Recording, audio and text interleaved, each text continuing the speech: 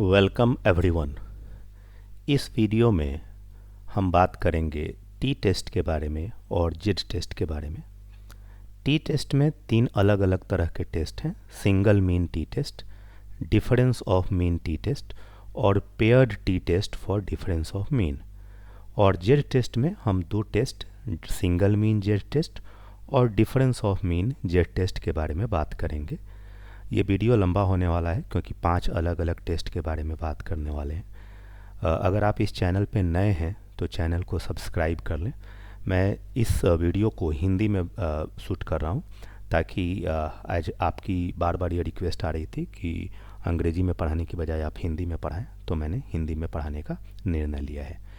तो चलिए शुरू करते हैं। टी टेस्ट को स्टूडेंट टी टेस्ट के नाम से भी जाना जाता है। तो सबसे पहले अगर हम सिंगल टेल्ड टी टेस्ट की बात करें तो हम क्या करना चाहते हैं? हम ये करना चाहते हैं कि इफ़ ए सैम्पल, एक सैम्पल दिया गया हुआ है n साइज का, मतलब कि x1, x2, xn इस तरह का सैम्पल दिया गया है और उसको हम टेस्ट करना चाहते हैं कि क्या ये सैम्पल एक ऐसे पॉपुलेशन से लिया गया है जिसका मीन है म्यू नॉट। ठीक है, तो फॉर एग्ज़ाम्पल जैसे कि मैं आपसे मैं ये बोलूँ कि हमने 10 बच्चों का सैंपल लिया और उनके जो एवरेज मार्क्स हैं हम जो सैंपल के एवरेज मार्क्स हैं वो समझिए कि 100 में 73 हैं। तो क्या हम ये मान सकते हैं कि ये जो बच्चे हैं वो उस पॉपुलेशन से लिए गए हैं या उन बच्चों में से ये 10 बच्चे सेलेक्ट किए गए हैं जिनके एवरेज मार्क्स 75 हैं? राइट। तो ये जो अंतर है, क्या ये अंतर बहुत ज़्यादा सिग्निफिकेंट है या ये हम मान सकते हैं या ऐसा कंसीडर किया जा सकता है कि ये जो अंतर है वो सिग्निफिकेंट नहीं है और ये जो 10 बच्चों के सैंपल लिए गए हैं जिनका एवरेज 73 है, तो ऐसा माना जा सकता है कि ये उस लार्ज पॉपुलेशन से लिया गया है जिसका एवरेज 75 है। ठीक है, तो इस तरह के टेस्ट में हमें क्या करना पड़ता है? सबसे पहले हमें नल हाइपोथेसिस लेना पड़ता है। नल हाइपोथेसिस बेसिकली क्या होता है कि कोई भी जब हम टेस्ट करते हैं तो हम हमेशा ये मान के चलते हैं कि कोई भी अंतर नहीं है। ठीक है, तो नल हाइपोथेसिस यूजुअली एक ऐसा हाइपोथेसिस होता है विच अस्यूम्स कि there is no significant difference. और नल हाइपोथेसिस लेने के बाद हम अल्टरनेटिव हाइपोथेसिस डिफाइन करते हैं। अल्टरनेटिव हाइपोथेसिस दो तरह के हो सकते हैं, सिंगल टेल वाले और टू टेल वाले। वो आपको क्लियर हो जाएगा जब हम प्रॉब्लम सॉल्व करेंगे। और उसके बाद एक टेस्ट स्टैटिस्टिक्स कैलकुलेट किया जाता है जो कि इस तरह से कैलकुलेट किया जाता है। और ये जो है सबसे महत्वपूर्ण इन्फॉर्मेशन है कि टेस्ट स्टैटिस्टिक्स टी जो है वो कैलकुलेट किया जाता है x bar minus mu nought by S by under root N. तो जहाँ पे x बार जो है वो आपका एवरेज है, मीन है सैम्पल का, म्यू नॉट आप मान रहे हैं कि ये पॉपुलेशन का मीन है, एस जो है वो सैम्पल का स्टैंडर्ड डेविएशन है और एन जो है वो सैम्पल का साइज है। ये जो कैपिटल एस है वो कैलकुलेट करने के लिए हम यहाँ पे 1/n-1 लेते हैं फॉर्मूले में। अगर आपने वीडियो एस्टिमेशन का देखा होगा तो उसमें हमने ये प्रूव भी किया था कि ये जो होता है अनबायस्ड एस्टिमेटर होता है। एक और भी अंतर आपको नज़र आएगा कि फॉर्मूले के अंदर कि जब हमें ऑलरेडी ये दिया गया होगा कि स्टैंडर्ड डेविएशन प्रॉब्लम के अंदर कैलकुलेट करके, तो उसको हम स्मॉल एस से रिप्रेजेंट करेंगे। और उस केस में जब हम टी को कैलकुलेट करेंगे तो टी जो है हमारा हो जाएगा x bar minus mu nought by small S और बाई अंडर रूट n-1। तो ये अंतर है, ये एक्चुअली प्रूव भी किया जा सकता है पर हम इसके डिटेल में नहीं जा रहे। तो सिंपल सा आइडिया ये है कि जब अगर आपको कैलकुलेट करना है तो आप इस फॉर्मूले का इस्तेमाल करेंगे कैलकुलेट करने के लिए। और टेस्ट स्टैटिस्टिक्स टी जब कैलकुलेट करेंगे तो उसमें S by capital S by under root N लेंगे।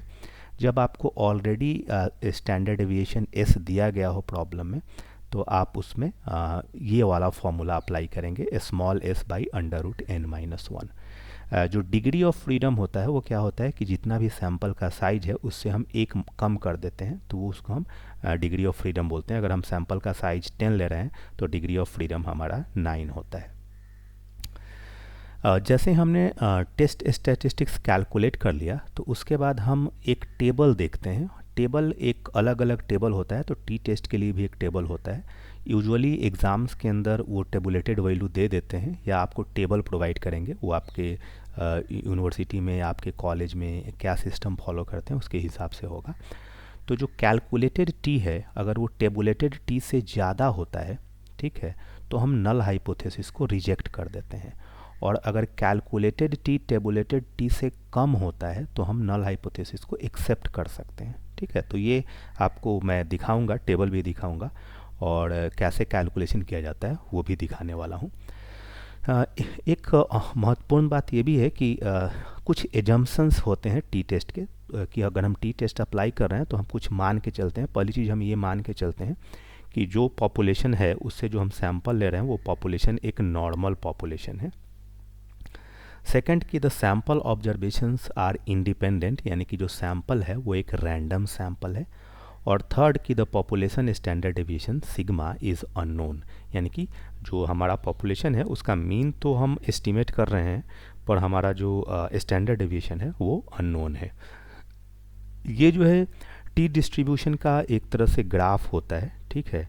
और जो लेवल ऑफ सिग्निफिकेंस है वो अगर हमने अल्फ़ा लिया हुआ है तो टू टेल्ड के लिए जो एरिया है वो अल्फ़ा बाई टू एरिया, ये इस एरिया को हम रिजेक्शन का एरिया बोलते हैं।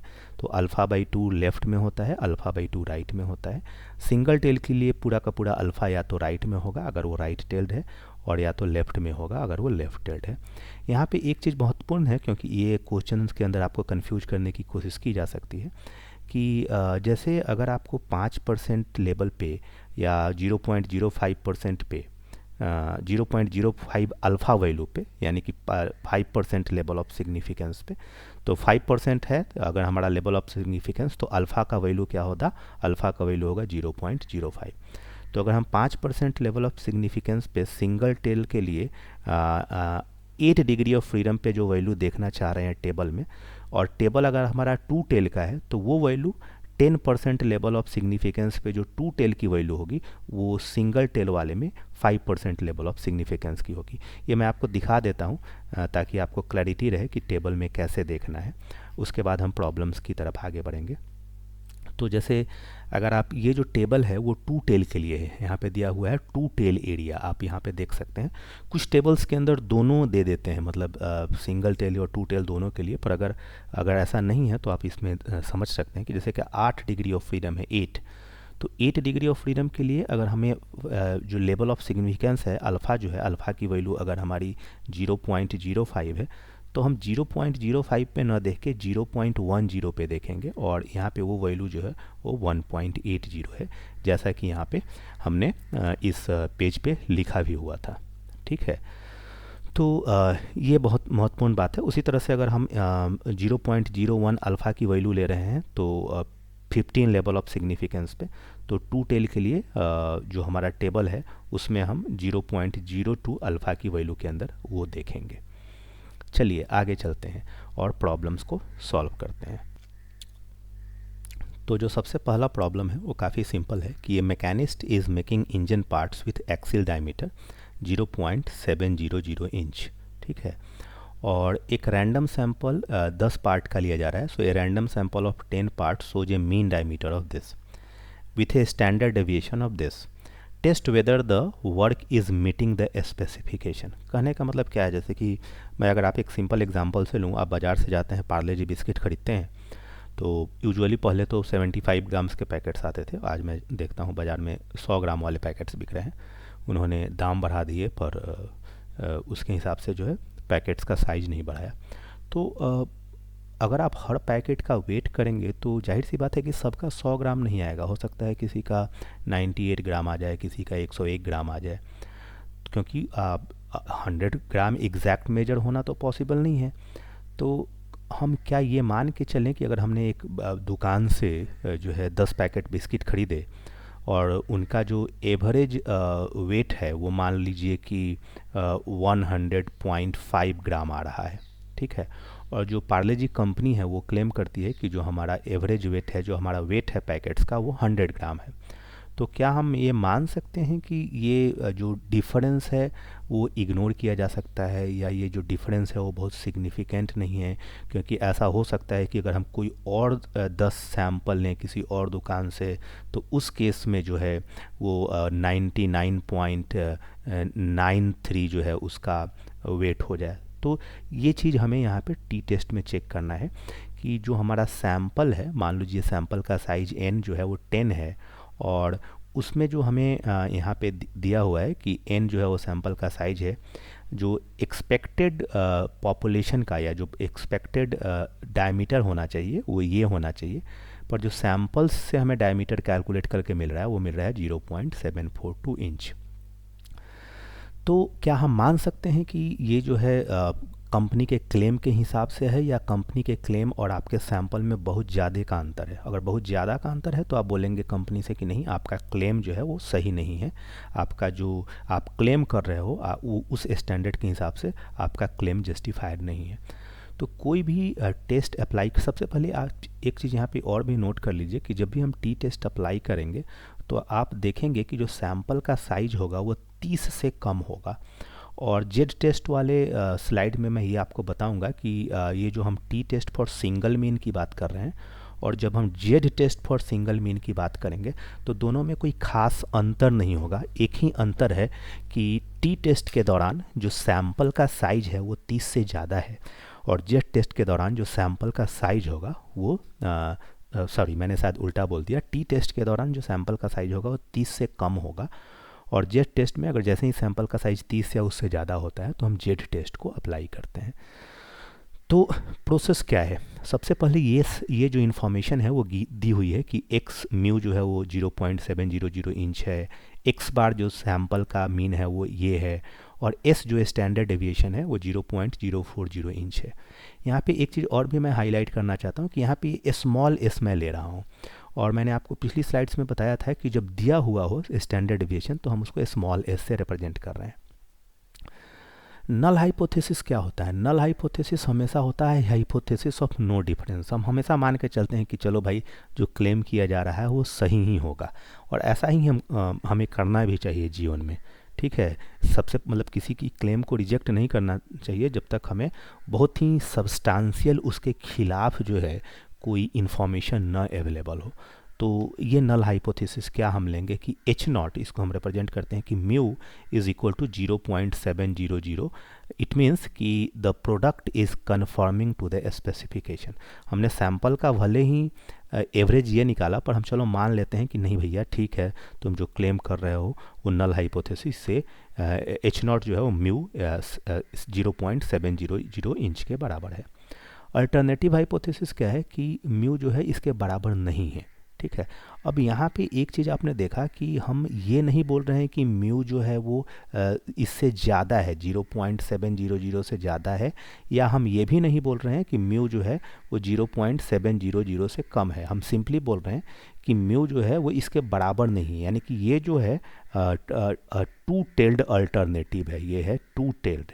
ठीक है, जब सिंगल टेल होगा यानी कि राइट टेल होगा तो इस तरह की सिचुएशन होगी जब हम मानेंगे कि म्यू जो है इससे ज़्यादा है या म्यू जो है इससे कम है। यहाँ पे ऐसा नहीं हमसे पूछा गया है। हमसे क्या पूछा गया है कि आप बताइए कि क्या ये इसके बराबर है या नहीं। ये नहीं बोला गया है कि चेक करिए कि क्या म्यू जो है इससे ज़्यादा है। अगर इसी प्रॉब्लम के अंदर ये पूछा गया होता कि क्या टेस्ट करिए कि क्या म्यू जो है वो 0.700 से ज़्यादा है, तो हम H1 जो नल अल्टरनेटिव हाइपोथेसिस लेते वो लेते म्यू इज़ ग्रेटर दैन 0.700, और ये जो होता वो होता राइट टेल्ड टेस्ट। ठीक है, और भी आपको क्लैरिटी होगी जैसे जैसे हम आगे प्रॉब्लम सॉल्व करने वाले हैं।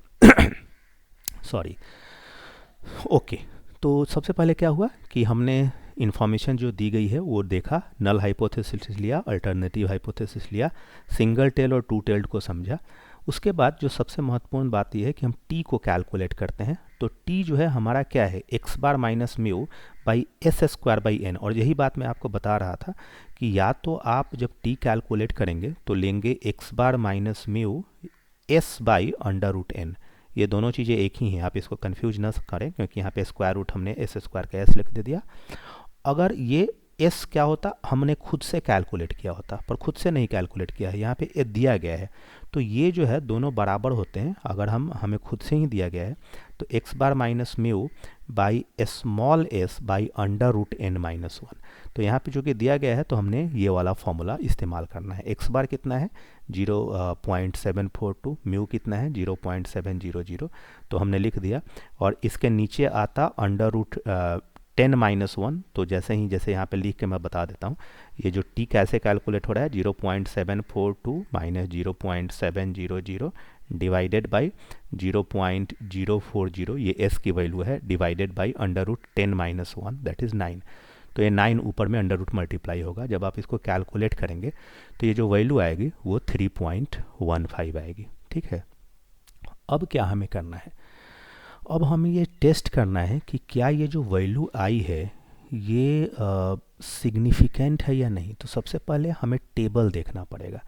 तो मैं आपको दोबारा टेबल दिखाना चाहता हूँ कि हमें टेबल में क्या देखना पड़ेगा, डिग्री ऑफ फ्रीडम क्या है। और यहाँ पे कोई लेवल ऑफ सिग्निफिकेंस नहीं मेंशन है कि आपको 5% पे चेक करना है, 10% पे चेक करना है। अल्फ़ा के बारे में कोई मेंशन नहीं है। तो अगर प्रॉब्लम में अल्फ़ा के बारे में कुछ मेंशन नहीं हो तो यूजुअली हम क्या करते हैं कि अल्फ़ा को हम 0.05 लेते हैं, यानी कि हम 5% लेवल ऑफ सिग्निफिकेंस पे चेक करते हैं। तो हमें टेबल को देखना है। टेबल के अंदर हमें क्या देखना है कि 5% लेवल ऑफ सिग्निफिकेंस और जो डिग्री ऑफ फ्रीडम है वो कितना है 9 है, और 2 टेल के लिए इसकी वैल्यू क्या होगी। तो आइए हम टेबल को देखते हैं। हमने टेबल ऑलरेडी इसमें रखा हुआ है। तो ये हमारा टेबल है, हमारा 9 डिग्री ऑफ फ्रीडम है, यानी कि हमें ये कॉलम रो देखना है।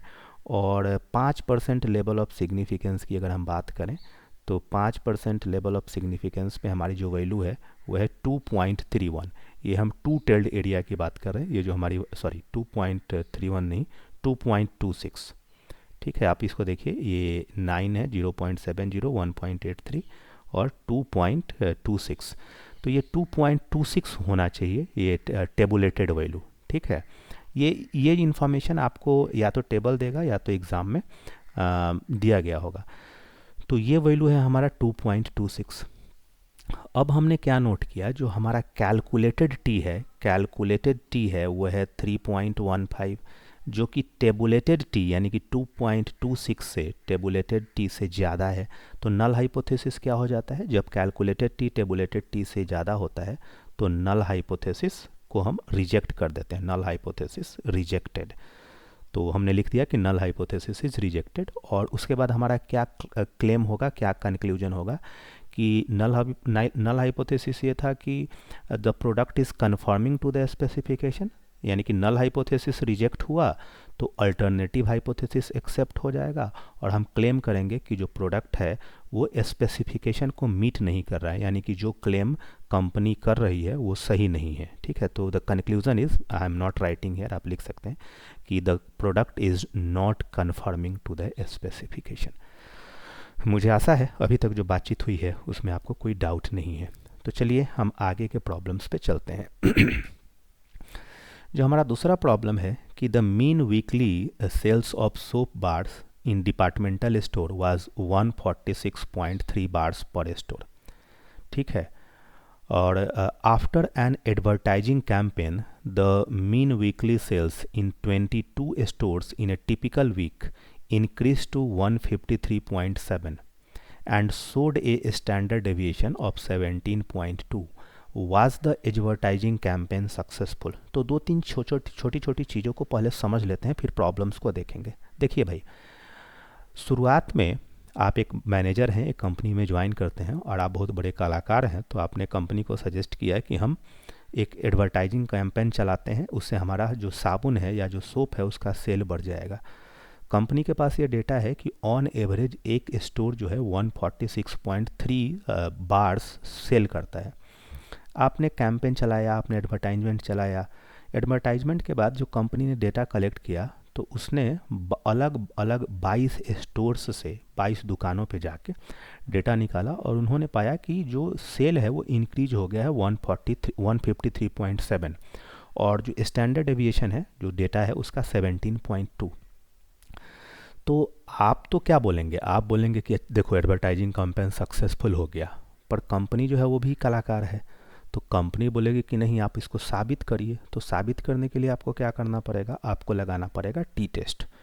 और टी टेस्ट में आपको ये दिखाना पड़ेगा कि ये जो ग्रोथ है ये बहुत सिग्निफिकेंट है। ऐसा नहीं है कि लोग ज़्यादा नहाने लगे तो साबुन ज़्यादा बिक गया ये ऐसा ना, आपको जो है ये साबित करना पड़ेगा। तो इसमें क्या क्या इन्फॉर्मेशन दिया गया है, इन्फॉर्मेशन ये दिया गया है कि हमने 22 स्टोर से यानी कि 22 स्टोर से डेटा कलेक्ट किया, तो एन है 22। उनका जो एवरेज सेल है वो एक्स बार सैम्पल का वो है 153.7 और जो स्टैंडर्ड डेविएशन है वो है 17.2। ये इन्फॉर्मेशन दिया गया है। नल हाइपोथेसिस क्या होता है, हमेशा हम मान के चलेंगे कि अरे भाई तुम्हारा एडवर्टाइजमेंट कम जो भी कैंपेन या कैंपेन है वो सक्सेसफुल नहीं है, ठीक है, there is no significant difference, right. तो हम मान के चलेंगे कि जो एवरेज सेल है वो सेम ही है, H not is mu is equal to 146.3। The advertising campaign is not successful. ये बहुत ही इंपॉर्टेंट चीज़ है, इसको आप मजाक में ना लीजिए कि हमें नल हाइपोथेसिस को कैसे डिफाइन करना है। नल हाइपोथेसिस हम मान के चलते हैं कि कोई अंतर नहीं है। देखने में क्या लग रहा है, कुछ लोग ऐसा भी बोलते हैं कि नल हाइपोथेसिस हम वो हाइपोथेसिस मानते हैं जो कि हम ये ऐसा मानते हैं कि इसको हमें रिजेक्ट करने की कोशिश करनी है, ठीक है, ये hypothesis which is assumed to be rejected, ठीक है। तो एडवर्टाइजिंग ये भी मैं बार बार गलत प्रोनाउंस कर रहा हूँ, टंग ट्विस्टर टाइप का है, ठीक है। हिंदी में बोलते बोलते अंग्रेजी का शब्द बोलने में जो है कभी कभी जीभ लड़खड़ा जा रही है सो द एडवर्टाइजिंग कैंपेन जो है वो सक्सेसफुल नहीं है, ऐसा हम मान के चलेंगे, एच नॉट। और अल्टरनेटिव हाइपोथेसिस क्या है कि एडवर्टाइजिंग कैंपेन सक्सेसफुल है। यहाँ पे देखिए ये राइट टेल टेस्ट है, आप इस बात को समझ रहे हैं कि म्यू जो है हम ये नहीं मान रहे कि म्यू नहीं बराबर है 146.3 के, हम अल्टरनेटिव हाइपोथेसिस में ये मान रहे हैं कि म्यू जो है वो ग्रेटर देन है 146.3। अब आप बोलेंगे कि ऐसा क्यों हुआ, क्योंकि क्वेश्चन में ऐसा लिखा गया है कि आपको ये टेस्ट करना है कि was the advertising campaign successful, ठीक है। तो एडवर्टाइजिंग कैंपेन सक्सेसफुल है तो उसके लिए आपको दिखाना पड़ेगा कि म्यू जो है वो 146.3 से ज़्यादा है, तो ये राइट टेल हुआ। मैं आपको टेबल भी दिखाऊंगा। अब टेस्ट स्टैटिस्टिक्स क्या है, यहाँ भी हमें कैलकुलेट करना पड़ेगा, X bar minus mu by S by under root N minus 1, क्योंकि दिया हुआ है इन्फॉर्मेशन। तो एक्स बार क्या है, एक्स बार है 153.7, तो 153.7 माइनस 146.3 डिवाइडेड बाई जो हमारा स्टैंडर्ड डेविएशन है वो है 17.2 और 22 माइनस 1 हो गया 21। तो इसको अगर आप इवेलुएट करेंगे तो आएगा 9.03 और सिंगल टेल्ड के लिए ये बोल रहा है 1.72। ये ऑलरेडी इसमें लिखा हुआ है, ये आपको दिया होगा, आप चाहें तो टेबल भी देख सकते हैं। तो टेबल आप कैसे देखेंगे कि आपको देखना है सिंगल टेल्ड कितने 21 डिग्री ऑफ फ्रीडम पे। तो आइए पहले टेबल देख लें, आपको थोड़ा कॉन्फिडेंस या आत्मविश्वास टेबल देखने का आ जाए, तो इसलिए एक बार टेबल को भी देख सकते हैं। 21 डिग्री ऑफ फ्रीडम पे जाते हैं तो ये हमारा डिग्री ऑफ फ्रीडम 21 है और हमने 5% लेवल ऑफ सिग्निफिकेंस पे देखना है। तो 5% लेवल ऑफ सिग्निफिकेंस पे अगर हमें 2 टेल्ड वाले टेबल में देखना है तो हमें 10% यानी कि 0.10 के लिए देखना पड़ेगा और वो वैल्यू जो है वो 1.72 है, ठीक है। तो ये ऑलरेडी आपको दिया गया है यहाँ पे प्रॉब्लम के अंदर, मतलब हमने लिखा हुआ है, आपको दिया गया होगा ठीक है। तो जो कैलकुलेटेड वैल्यू है वो है 9.03, जो टेबुलेटेड वैल्यू है सिंगल टेल के लिए 1.72। तो जो कैलकुलेटेड है वो तो टेबुलेटेड से बहुत ज़्यादा है, यानी कि सिग्निफिकेंस जो है काफ़ी ज़्यादा है। मतलब ये आप देख सकते हैं कि tabulated value for T for 21 degree of freedom at 5% of level of significance is 1.72। Since calculated value is much greater than the tabulated value it is highly significant, hence we reject the null hypothesis. Null hypothesis को reject करना पड़ेगा और हमने ये साबित कर दिया कि जो हमारा एडवर्टाइजमेंट कैंपेन था वो सक्सेसफुल था। तो आप मैनेजर के मुंह पे मार सकते हैं कि लो भाई देखो टी टेस्ट भी बोल रहा है कि जो हमने एडवर्टाइजमेंट कैंपेन किया था वो सक्सेसफुल था और ये काफ़ी ज़्यादा प्रभावी रहा। आगे बढ़ते हैं। जो तीसरा प्रॉब्लम है इसी कड़ी के अंदर कि ए random sample of 10 boys had the IQ, ये दिया गया है। अब यहाँ पे उन्होंने डेटा दे दिया, उन्होंने एक्स बार कैलकुलेट करके नहीं दिया, मतलब हमें करना पड़ेगा। तो ये डेटा दिया गया है। Do this data support the assumption of A population mean I Q of 100। क्या ये हम मान सकते हैं कि ये जो डेटा आ रहा है और तो इस डेटा के आधार पे क्या हमें मान सकते हैं कि जो हमारा पॉपुलेशन है उसका एवरेज मीन आई क्यू 100 है। Find a reasonable range in which most of the mean I Q value of sample of 10 boys lie. तो एक हमें एस्टिमेट भी करना है, वो भी मैं आपको बताऊंगा। तो ज़्यादा समय नहीं लेते हैं, जल्दी जल्दी करते हैं क्योंकि बहुत सारे प्रॉब्लम सॉल्व भी करने हैं। तो नल हाइपोथेसिस क्या होगा? जैसा कि आप जानते हैं नल हाइपोथेसिस हमेशा हाइपोथेसिस ऑफ नो डिफरेंस है। सो मैं कंसीडर करूंगा कि एच नॉट क्या है कि the data are consistent with the assumption of mean I Q of 100। It means that mu is equal to 100। Alternative hypothesis क्या है? Mu is not equal to 100। Test statistics क्या होगा? Test statistics क्या होगा? T is equal to X bar minus mu by S square by N. और यहाँ पे x बार भी नहीं दिया गया है और हमें एस स्क्वायर भी नहीं दिया गया है, तो हमें दोनों कैलकुलेट करना पड़ेगा। Where X bar and S square to be computed from this. तो हमें कैसे कैलकुलेट करना है, उसके लिए हमने यहाँ पे एक टेबल बनाया हुआ है। ये हमें एक्स की वैल्यू दी गई है अलग अलग, तो हम एक कॉलम बनाएंगे जिसमें सारी एक्स की वैल्यू लिखेंगे, इनको ऐड करेंगे। ऐड करने पे सब हमें मिला 972।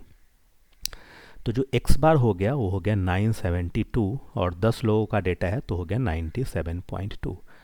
फिर हम कैलकुलेट करेंगे x माइनस एक्स बार, यानी कि 70 माइनस 97.2 तो आएगा माइनस 27.2। 120 माइनस 97.2 तो ये आएगा। आपको कैलकुलेटर की ज़रूरत पड़ेगी।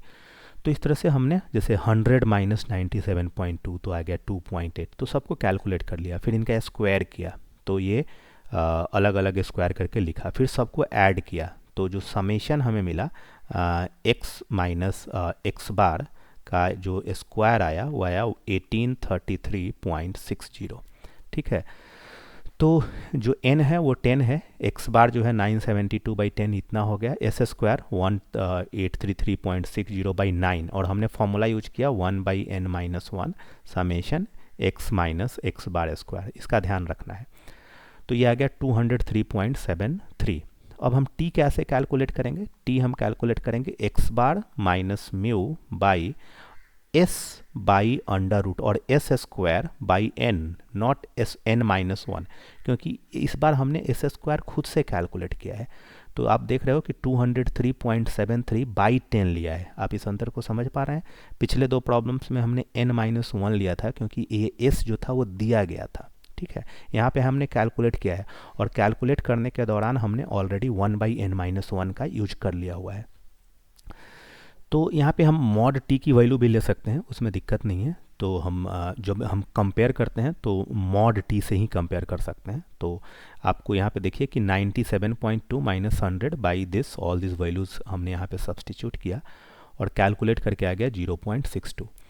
अब टेबुलेटेड 5% या 5% level of significance 9 degree of freedom to tailed के लिए है 2.26, शायद हमने पहले भी देखा था। तो ये 2.26 है और हमारा जो कैलकुलेटेड है वो 0.62 है। तो यहाँ पे जो कैलकुलेटेड टी मॉड टी की वैल्यू है वो लेस दैन टेबुलेटेड टी है। टेबुलेटेड टी है 2.262 और कैलकुलेटेड है जो है 0.60। तो यानी कि आप कंक्लूजन क्या ड्रॉ करेंगे कि since calculated T is less than tabulated T so H not में बी एक्सेप्टेड, यानी कि हमने नल हाइपोथेसिस को एक्सेप्ट कर लिया एट 5% लेवल ऑफ सिग्निफिकेंस। और उसके बाद हम कंक्लूड करेंगे कि अगर हमने एक्सेप्ट कर लिया तो हम एक कंक्लूड कर सकते हैं कि we may conclude that the data are consistent with the assumption of mean I Q of 100 in the population. ठीक है, तो ये पहले पार्ट का सॉल्यूशन हो गया। दूसरा क्या है कि अगर हम 95% कॉन्फिडेंस लिमिट की बात करें, मतलब ये सवाल का मतलब ये है इस पोर्शन का कि जैसे आप एक ऐसा रेंज हमें बताना है कि जिसमें अगर हम 95% संभावना ये है कि अगर हम बच्चों की एवरेज आईक्यू या उन सैम्पल्स उस पॉपुलेशन में से अगर हम एवरेज आईक्यू की बात करें 10 बच्चों की एवरेज आईक्यू की, तो वो किस रेंज में लाई करेंगे। ठीक है, इसकी संभावना 95% है, यानी कि ये कॉन्फिडेंस 95% होना चाहिए। तो उसके लिए हमें क्या करना पड़ता है? उसके लिए जो हमने सैम्पल लिया हुआ है, यानी कि जो हमारा एक्स बार है यानी कि 97.2 है, उसमें हम प्लस माइनस करते हैं। क्या? जो हमारी टी वैल्यू है एट 5% लेवल ऑफ सिग्निफिकेंस, जो कि यहाँ पे 2.262 है, टेबल के से जो वैल्यू हमें आ रही है 2.262, और उसमें हम मल्टीप्लाई करते हैं जो स्टैंडर्ड एरर है। एक्चुअली इसको क्या बोलते हैं, अगर आप जो ये फॉर्मूला यहाँ पे जो लिख रहे हैं S²/n, तो ये जो टर्म है इसको स्टैंडर्ड एरर भी बोला जाता है, ठीक है। तो इससे हम इसको मल्टीप्लाई करते हैं, यानी कि हम इसको मल्टीप्लाई कर रहे हैं S/√n से, ठीक है, स्क्वायर रूट ऑफ दिस। तो वो जो हमें मिल रहा है वो मिल रहा है 97.2 प्लस माइनस, ये हमारी टेबुलेटेड टी वैल्यू है एट 5%, और उसमें हमने इसे मल्टीप्लाई किया तो ये आया 97.2 प्लस माइनस 10.01, यानी कि जो लार्जर वैल्यू होगी जब हम ऐड करेंगे तो 107.41, और जो स्मॉलर वैल्यू होगी वो 86.99। तो जो हमारा रेंज होगा वो 86.99 से लेके 107.41 होगा। तो ये बेसिकली हमने क्या निकाला, हमने ये निकाला कि अगर आप कोई भी 10 बच्चे उठाओगे उस पॉपुलेशन से, तो उनका एवरेज जो आईक्यू होगा ये इस इंटरवल में लाई करेगा, इसकी संभावना 95% या 95% है, ठीक है। अगर हमें वो 99% तक के लिए निकालना है तो हमें जो 1% यानी कि अल्फ़ा की वैल्यू 0.01 लेके यहाँ पे मल्टीप्लाई करनी पड़ेगी, और उससे जो हमारा इंटरवल मिलेगा उसमें 99% बच्चों की वैल्यू लाई करेगी। ओके, तो हमने ये 3 अलग अलग प्रॉब्लम देखे, और उसमें जो चीज़ें नोटिस की, मुझे आशा है आपको समझ में आ गई होंगी। जेड टेस्ट में हम ज़्यादा प्रॉब्लम नहीं करेंगे, हम ये देखेंगे कि जेड टेस्ट और T test for single mean में कुछ भी अंतर नहीं है, बस एक ही अंतर है कि उसमें सैंपल जो है वो 30 या उससे ज़्यादा का होगा, ठीक है। तो वो हमें कम समय लगेगा, अभी हम ऑलरेडी वीडियो में आधे घंटे से ज़्यादा का समय बिता चुके हैं, तो पर आने वाले टेस्ट के अंदर हम कम समय लगाएंगे। तो ये पहला जो था वो महत्वपूर्ण था। अब आपको हम आगे लेके चलते हैं और डिफरेंस ऑफ मीन की बात करते हैं। तो डिफरेंस ऑफ मीन में क्या होता है उसको थोड़ा हम समझेंगे, फिर प्रॉब्लम्स करेंगे और आपको क्लैरिटी आ जाएगी। तो इसमें क्या है कि suppose we have 2 different sample, एक सैंपल है जिसका साइज n1 है, यानी कि हमारा सैंपल है x1 x2 xn1, और दूसरा सैंपल है जिसका जो है हमारा है y1 y2 और yn2, अलग अलग साइज का भी हो सकता है, अब size n1 and n2 respectively. और ये दोनों एक अलग अलग नॉर्मल पॉपुलेशन से ड्रॉ किए गए हैं। तो जो पहला वाला सैंपल है उसका जो नॉर्मल पॉपुलेशन का मीन है वो μx है, और जो दूसरा सैंपल है उस नॉर्मल पॉपुलेशन का मीन μy है। तो हमारा जो एजम्पशन है T test for difference of mean के लिए वो क्या है, पहला एजम्पशन ये है कि parent population from which the sample have been drawn are normally distributed, वो हमारा पहले सिंगल मीन के लिए भी था। जो दूसरा रिक्वायरमेंट ये है कि the 2 samples are random and independent of each other, random sample है मतलब एक दूसरे को प्रभावित नहीं कर रहे हैं, और the population variance are equal and unknown, यानी कि जो हमारा पॉपुलेशन है उसका वेरिएंस क्या है वो हमें पता भी नहीं है, और हमें मान के चल रहे हैं कि दोनों का वेरिएंस जो है अननोन है पर इक्वल है, यानी कि दोनों सिग्मा x² सिग्मा y², ये सिग्मा स्क्वायर के बराबर है, और जहाँ पे सिग्मा स्क्वायर जो है वो अननोन है, ठीक है। अब सॉरी, इसमें क्या करना होता है, इसमें भी वही स्टेप है कि आपको नल और अल्टरनेटिव हाइपोथेसिस डिफाइन करना पड़ेगा। नल हाइपोथेसिस हमेशा हाइपोथेसिस ऑफ नो डिफरेंस होता है, अल्टरनेटिव हाइपोथेसिस इस पे निर्भर करेगा कि हमें सिंगल टेल के लिए जाना है या 2 टेल के लिए जाना है। इसमें हमें टेस्ट स्टैटिस्टिक्स कैलकुलेट करना है टी, जो कि हम x बार माइनस वाई बार माइनस μx माइनस μy, तो चूँकि μx और μy हम अगर अलग अलग है तो ठीक है, अदरवाइज अगर हम सेम ही पॉपुलेशन से लेंगे तो μx और μy तो बराबर ही होगा, और s by √1/n1 plus 1/n2।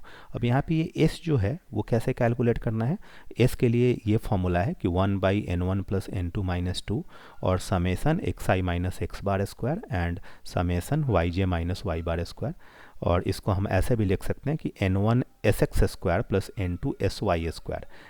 तो ये sx स्क्वायर बेसिकली क्या है कि अगर हम एक sx कैलकुलेट करते तो हम कैसे कैलकुलेट करते, ये करते 1/n1 summation xi minus x bar square. तो इसी चीज़ को यहाँ पे लिख रहा है कि n1 इंटू sx स्क्वायर और n2 इंटू sy स्क्वायर। ये S square is an unbiased estimator for common population variance sigma square. तो हम एक कॉमन पॉपुलेशन वेरिएंस की तरह कैलकुलेट करते हैं। और ये जो है, ये जो स्टैटिस्टिक्स है, ये जो टी है वो टी डिस्ट्रीब्यूशन को फॉलो करता है, और इसकी जो डिग्री ऑफ फ्रीडम होगी वो होगी n1 प्लस n2 - 2। यानी कि एक सैंपल अगर साइज 10 का है, दूसरा अगर साइज 12 का है, तो हम क्या डिग्री ऑफ फ्रीडम लेंगे? हम डिग्री ऑफ फ्रीडम लेंगे 10 + 12 - 2 यानी कि 20। ठीक है। और वही चीज़ है कि अगर जो कैलकुलेटेड टी वैल्यू है वो टेबुलेटेड से ज़्यादा है तो नल हाइपोथेसिस को रिजेक्ट करते हैं, और अगर कैलकुलेटेड जो है वो टेबुलेटेड से कम है तो नल हाइपोथेसिस को एक्सेप्ट करते हैं अल्फ़ा लेवल ऑफ सिग्निफिकेंस पे। तो इन सब चीज़ों को समझने के लिए हम आगे बढ़ते हैं और 2-3 प्रॉब्लम्स लेते हैं क्विकली। ठीक है।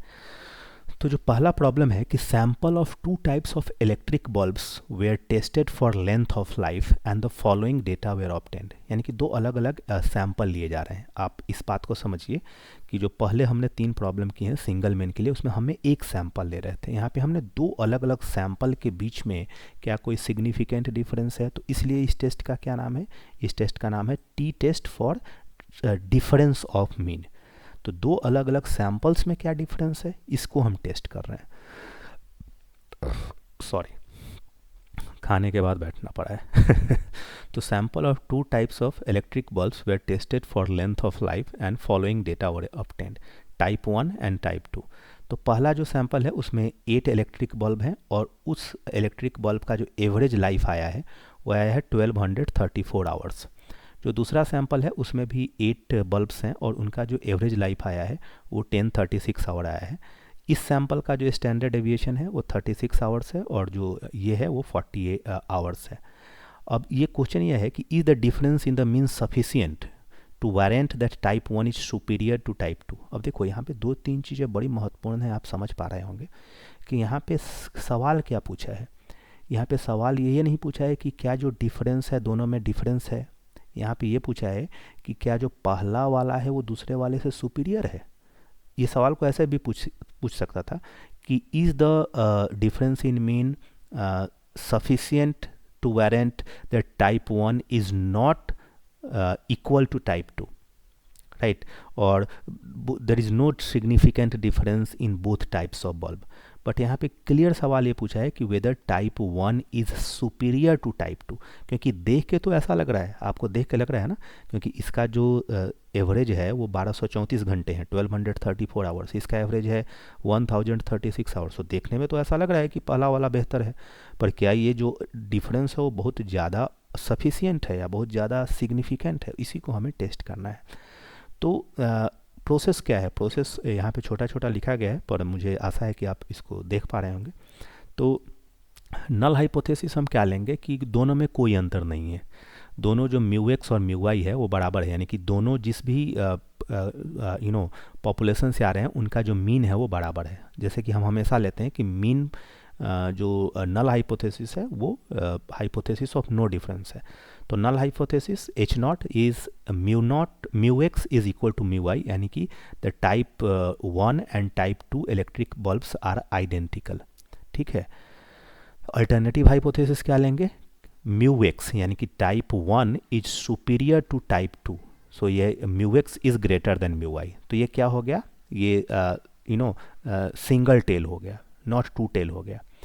अब इस टेस्ट में टी कैसे कैलकुलेट करना है? तो टी कैलकुलेट करने के लिए फॉर्मूला है x1 बार मानी कि पहले का एवरेज माइनस x2 बार दूसरे का एवरेज। और यहाँ पे अगर आप फॉर्मूला देखेंगे, फॉर्मूला में क्या दिया हुआ था थोड़ा आप देख लीजिए ताकि आपको कन्फ्यूजन ना हो। यहाँ पे लिखा है mu X minus mu Y, right. तो हमें टेस्ट ही इस बेसिस पे करना है कि हमने जो दोनों टाइप ऑफ इलेक्ट्रिक बल्ब हैं उनका जो एवरेज है वो सेम ही है, यानी कि हम ये मान के चल रहे हैं कि म्यू एक्स और म्यू वाई बराबर है। तो यहाँ पे हमें mu X minus mu Y लिखने की ज़रूरत नहीं है, क्योंकि वो तो जीरो ही हो जाएगा अगर हम दोनों ये मान के बराबर चल रहे हैं। तो टी कैलकुलेट करने के लिए हम क्या लिखेंगे? x1 बार यानी कि पहले टाइप का एवरेज माइनस दूसरे type divided by S square by 1 plus n1 by 1 plus n2 और इसका स्क्वायर रूट। ठीक है। एस स्क्वायर कैलकुलेट करने के लिए क्या फॉर्मूला है? ये फॉर्मूला है 1 by n1 plus n2 minus 2 summation x1 minus x1 bar square plus summation x2 minus x2 bar square. और जैसा कि मैंने बताया कि यहाँ पे जो इन्फॉर्मेशन दी गई है वो किस फॉर्म में दी गई है, वो ऐसे दी गई है SX² एंड SY²। तो इस प्रॉब्लम के अंदर भी ये दिया गया है कि S1 जो है वो 36 आवर्स है और S2 जो है 40 आवर्स है। तो हमने लिखा N1 इंटू S1² यानी कि 8 इंटू 36² प्लस 7 इंटू 7, ये what is this, I think N1 N2 there is a gap here, yeah I think just give me a moment, let me correct this। तो इसको हमने करेक्ट कर दिया है, यहाँ पे N2 7 है, ठीक है। तो चलिए आगे बढ़ते हैं। तो हमारा क्या प्रॉब्लम था कि हाँ, तो हम t जब कैलकुलेट कर रहे हैं तो x1 bar minus x2 bar S² by 1 plus N1 1 by N1 plus 1 by N2। तो इसको हमने कैलकुलेट करा है किस फार्मूले से, S² को। तो S² के लिए 1 by N1 plus N2 minus 2 N1 into S1², यानी कि 8 plus 7 minus 2 13, 8 into 36² plus 7 into 40²। तो ये वैल्यू आ गई। टी कैलकुलेट कर लिया, तो x1 बार जो है हमारा पहला जो एवरेज है वो 1234 माइनस 1036, ये कैपिटल S² हमने ये कैलकुलेट किया है। 1 बाई N1 यानी कि 1 बाई 8 प्लस 1 बाई 7, तो इसको सिंप्लीफाई किया तो आया 9.39। तो 9.39 हमारा क्या है, हमारा कैलकुलेटेड टी वैल्यू है। हमें टेबुलेटेड टी वैल्यू देखना है और लेवल ऑफ सिग्निफिकेंस क्या मेंशन है, नहीं मेंशन है, तो हम 5% लेवल पर ले लेते हैं। डिग्री ऑफ फ्रीडम हमारा क्या होगा, 8 प्लस 7 माइनस 2 यानी कि 13 डिग्री ऑफ फ्रीडम। तो 13 डिग्री ऑफ फ्रीडम, और 2 टेल्ड के लिए नहीं, हमें सिंगल टेल्ड के लिए चेक करना है। तो देखो इसमें अगर हमें सिंगल टेल्ड के लिए चेक करना है 5% पे, तो 2 टेल के लिए हमें 10% पे देखना पड़ेगा। मैं आपको टेबल दोबारा दिखाना चाहता हूँ ताकि आपको कन्फ्यूजन ना हो और आपको ये क्लैरिटी रहे। तो देखो 13 डिग्री ऑफ फ्रीडम हमने लिया हुआ है, ठीक है, और हमें 5% लेवल ऑफ सिग्निफिकेंस मैं ले रहा हूँ क्योंकि प्रॉब्लम में कुछ मेंशन नहीं है। पर हम जब 2 टेल वाले एरिया का टेबल देख रहे हैं तो वो हम 10% वाला वैल्यू लेंगे, 1.77 लेंगे। हम 5% वाली वैल्यू नहीं लेंगे, 2.16 नहीं लेंगे, हम 1.77 लेंगे, क्योंकि जो हम टेस्ट यूज कर रहे हैं वो सिंगल टेल यूज कर रहे हैं, ठीक है। अगर हमें यही सवाल पूछा होता कि क्या ये टाइप 1 और टाइप 2 एक ही तरह के नहीं हैं, अगर हम इसको इस तरह पे चेक करते कि μx is not equal to μy के लिए, तो उस केस में हमें जो है वो अदर वाली वैल्यू लेनी पड़ती। पर यहाँ पे हमारी जो वैल्यू है वो 1.77 है।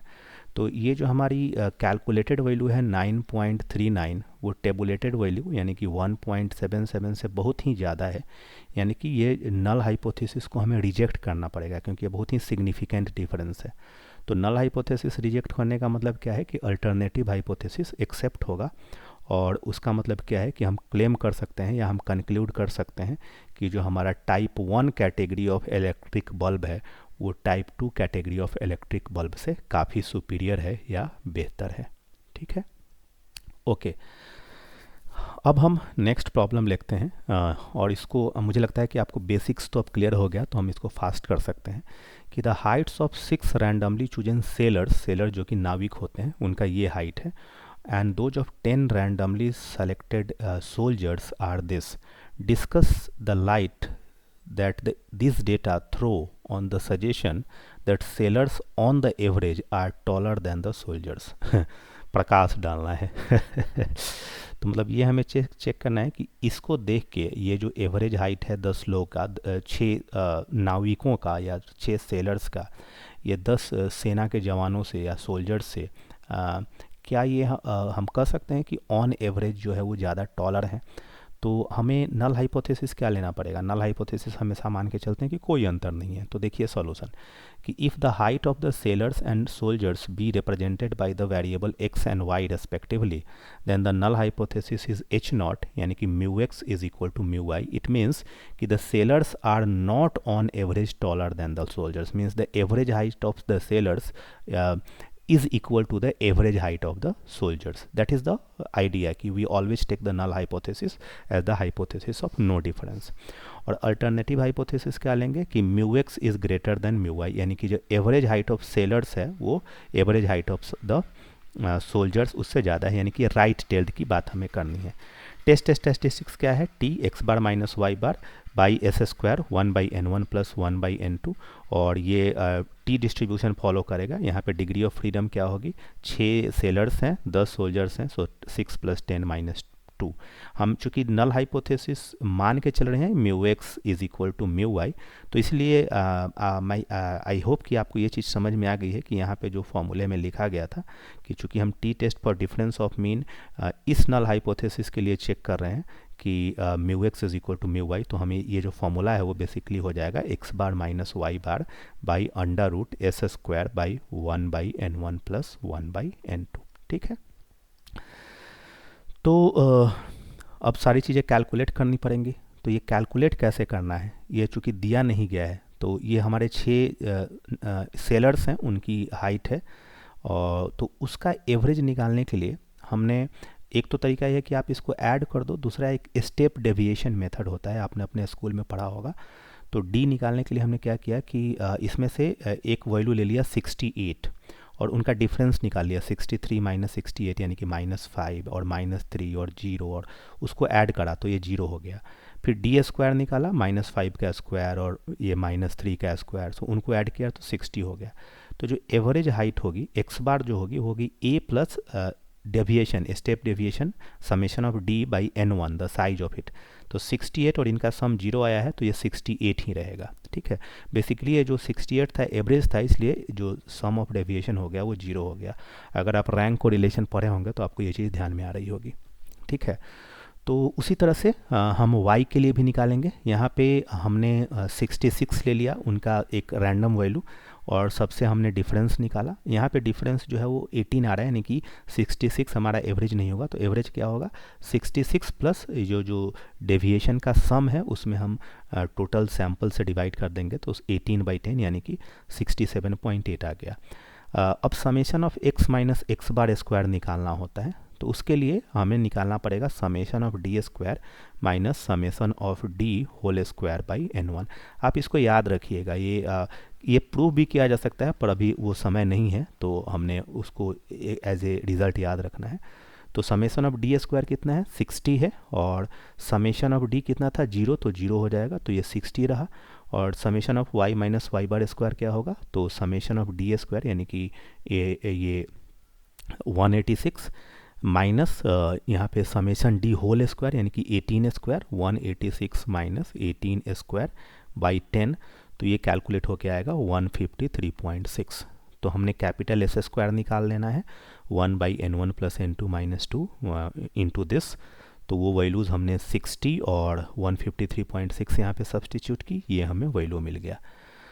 तो अब हमें टी निकालना है। टी के लिए हमें पहले का एवरेज यानी कि दिस एक्स का एवरेज 68 लिया, दूसरे का एवरेज हमने लिया 67.8, तो 67.8 divided by under root of जो हमने एस स्क्वायर निकाला है, तो एस स्क्वायर हमने क्या निकाला है? 15.2571, तो वो हमने फार्मूला के अंदर डाला। मुझे आशा है कि आपको ये फार्मूला ध्यान में आ रहा है। हमने क्या निकाला? एक्स बार माइनस, यहाँ पे हम क्या सिंबल यूज कर रहे हैं? हम एक्स और वाई ही कर रहे हैं, तो हमने ये फार्मूला लिखना है X bar minus Y bar by under root S square 1/n1 plus 1/n2। आप इसको ना देखें, आप खुद से कैलकुलेट करें, तो वो जो वैल्यू आएगी वो 0.099 आएगी। तो ये कैलकुलेटेड वैल्यू है। टेबुलेटेड वैल्यू के लिए हमें 14 डिग्री ऑफ फ्रीडम और सिंगल टेल के लिए 5% लेवल ऑफ सिग्निफिकेंस पे जो वैल्यू है वो 1.76 है। तो 1.76 ये टेबुलेटेड है, कैलकुलेटेड आया 0.099, जो कि 1.76 से काफ़ी कम है, यानी कि नल हाइपोथेसिस को हमें एक्सेप्ट करना पड़ेगा। और नल हाइपोथेसिस एक्सेप्ट करने का मतलब ये है कि जो सेलर्स और सोल्जर्स के एवरेज हाइट में कोई सिग्निफिकेंट डिफरेंस नहीं है। तो ये हम कंक्लूड करते हैं कि we conclude that the data are inconsistent with the suggestion that sailors on average are taller than the soldiers, यानी कि tailors on average are not taller than the soldiers, their average height is not significantly different. अगला problem लेते हैं। In a certain experiment, we are 48 minutes into video. I think the video will go up to 70 minutes, 1 hour 10 minutes, because we have to cover jet also. So keep watching. In a certain experiment to compare two types of animal food, food A and B, the following results of increase in weight, ये increase in weight दिया गया है कि हमारे पास 8 जानवर हैं और उनमें पहला फूड जिन जानवरों को खिलाया गया उनका वेट इस तरह से इंक्रीज किया और जो दूसरा फूड खिलाया गया उनका वेट इस तरह से इंक्रीज किया। Assuming that the two samples of pigs, यहाँ पे जानवर लिखा गया है तो आप इसको भी जानवर ही कर दीजिए एनिमल फिल्म भी आई है अभी, ठीक है। तो assuming that the two samples of animal are independent can be concluded that food B is better than food A. हमें ये टेस्ट करना है कि क्या फूड बी फूड ए से बेटर है। तो नल हाइपोथेसिस क्या होगा? नल हाइपोथेसिस हमेशा हाइपोथेसिस ऑफ नो डिफरेंस होता है। तो हम मानेंगे कि जो फूड ए और फूड बी है वो दोनों बराबर है, यानी कि म्यू एक्स और म्यू वाई बराबर है। इसका मतलब कि there is no significant difference in the increase in weights due to diet A and diet B, ठीक है। दूसरा क्या है कि हमें ये टेस्ट करना है, can we conclude that food B is better than food A. तो फूड ए को हम एक्स से रिप्रेजेंट कर रहे हैं, फूड बी को वाई से। तो क्या हम बोल सकते हैं कि जो फूड बी है यानी कि जो म्यू वाई है वो म्यू एक्स से ज़्यादा है, ठीक है। तो यहाँ पे ये लेफ्ट टेल की बात होगी। ये टेस्ट ये करना है कि क्या जो हमारा फूड टू के कारण जो इंक्रीज इन वेट है यानी कि जो म्यू वाई है वो फूड ए के कारण जो इंक्रीज इन वेट है उससे ज़्यादा है, ठीक है। तो इसके लिए हमें यानी कि सिंगल टेल हो गया या लेफ्ट टेल हम इसको बोलते हैं। तो टी कैसे कैलकुलेट करना है? X bar minus Y bar by S square 1/n1 plus 1/n2। तो सारी चीज़ें आपको पता ही हैं। एक्स बार कैलकुलेट करना है तो ये पूरा एक्स का दिया हुआ है वैल्यू, हमने डी निकाल लिया 50 मान के, जो डिफरेंस है वो निकाल लिया, फिर डी स्क्वायर निकाल लिया। तो एक्स बार क्या हो जाएगा 50, जो हमने 50 से डेविएशन निकाला है तो 50 और जो इनका जो डिफरेंस डेविएशन का सम आया है वो 7 और 8 जो है टोटल नंबर ऑफ वैल्यूज़ है। उसी तरह से हमने फूड बी के लिए भी निकाल लिया तो इनका जो एवरेज आ गया वो 52.875 आ गया। उसके बाद हमें एस स्क्वायर निकालने के लिए हमारे पास ये फार्मूला है। तो ये फार्मूला में हमें summation X minus X bar square निकालना है। तो जैसा कि हमने पिछली प्रॉब्लम में भी दिखा था, summation X minus X bar के लिए हमें summation D square minus summation D whole square by n1 निकालना है। तो ये सारी वैल्यूज़ हमने इस टेबल से कैलकुलेट जो की हुई है यहाँ पे सब्सटीट्यूट की, तो हमें वैल्यू मिल गया 30.875। और जो दूसरे वाले टेबल से हमने ये वैल्यू कैलकुलेट की उससे हमें यहाँ पे मिल गया 16.875। इन सारी वैल्यूज़ को हमने टी टेस्ट के लिए और टी स्टैटिस्टिक्स के अंदर सब्सटीट्यूट किया, एक्स बार माइनस वाई बार जो एस स्क्वायर कैलकुलेट किया और 1/n1 जो 8 है और 8 है तो 1/8 प्लस 1/8 ये -2.17 आ रहा है, ठीक है। तो -2.17 तो एक्चुअली इसमें क्या होता है कि जब आप टी डिस्ट्रीब्यूशन का ग्राफ देखते हैं जो कि लार्ज सैंपल के लिए ऑलमोस्ट जेड डिस्ट्रीब्यूशन जैसा हो जाता है, तो इसमें हम जब लेफ्ट टेल की बात कर रहे हैं तो ये हमारी वैल्यू 5% लेवल ऑफ सिग्निफिकेंट पे -1.76 होती है और ये जो वैल्यू है वो -1.76 के लेफ्ट में है, यानी कि हम ये रिजेक्शन रीजन के अंदर आ रहा है, ठीक है। तो अगर आप इसमें ऐसे भी देख सकते हैं, अगर आप कि यहाँ पे जो मॉड टी की वैल्यू है वो है 2.17, ठीक है। अगर आप इसको मॉड ले लें जो कि आपको ले भी सकते हैं, या तो आप मॉड ले लीजिए, अदरवाइज आप कंफ्यूज हो जाएंगे। आप सिंपल ले लीजिए कि जो मॉड टी है वो है 2.17 और tabulated value of T for 14 degree of freedom at 5% level of significance for single tail कितनी होगी 1.76 होगी, जो कि मैं आपको फिर से एक बार दिखाना चाहता हूँ।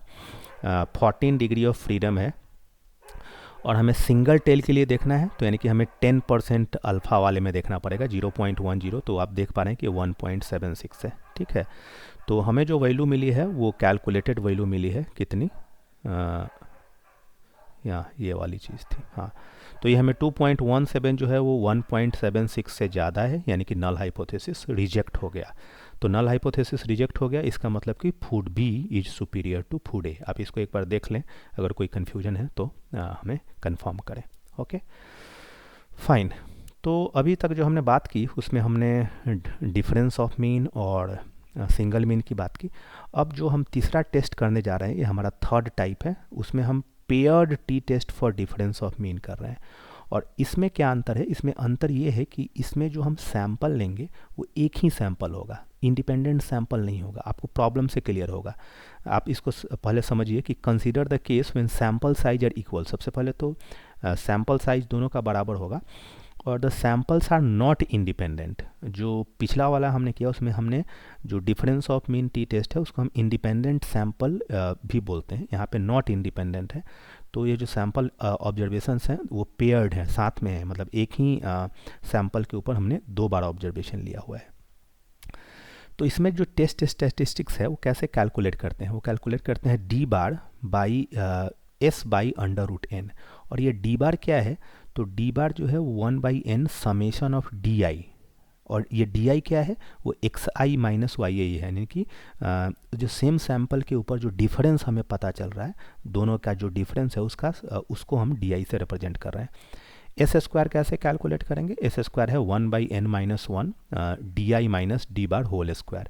ये जो टी है वो n-1 डिग्री ऑफ फ्रीडम के साथ टी डिस्ट्रीब्यूशन फॉलो करेगा।